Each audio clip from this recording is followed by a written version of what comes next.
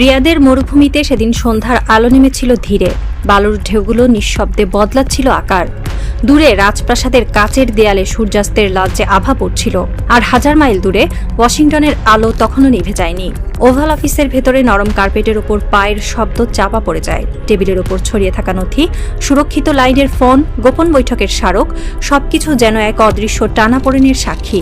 সেই সময় এক আন্তর্জাতিক সংবাদপত্রের প্রতিবেদনে উঠে এলো একটি বাক্য। ইরানে হামলা করার জন্য সবসময় ডোনাল্ড ট্রাম্পকে চাপ দিতেন সৌদি যুবরাজ মোহাম্মদ বিন সালমান। সূত্র ওয়াশিংটন পোস্ট। একটি বাক্য, কিন্তু তার ভেতরে লুকিয়ে আছে বহু স্তরীয় ভূ রাজনীতি, বহু রাতের গোপন কথোপকথন, বহু অদৃশ্য সমীকরণ।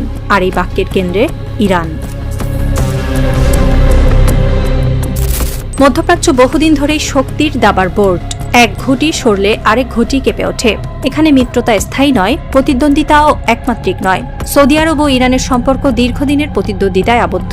আঞ্চলিক প্রভাব, আদর্শিক পার্থক্য, রাজনৈতিক নেতৃত্ব, সব মিলিয়ে এই দুই শক্তি একে অপরের বিপরীতে দাঁড়িয়ে এসেছে বহুবার।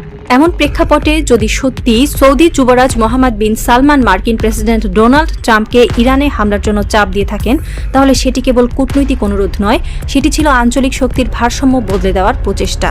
প্রশ্ন হলো কেন?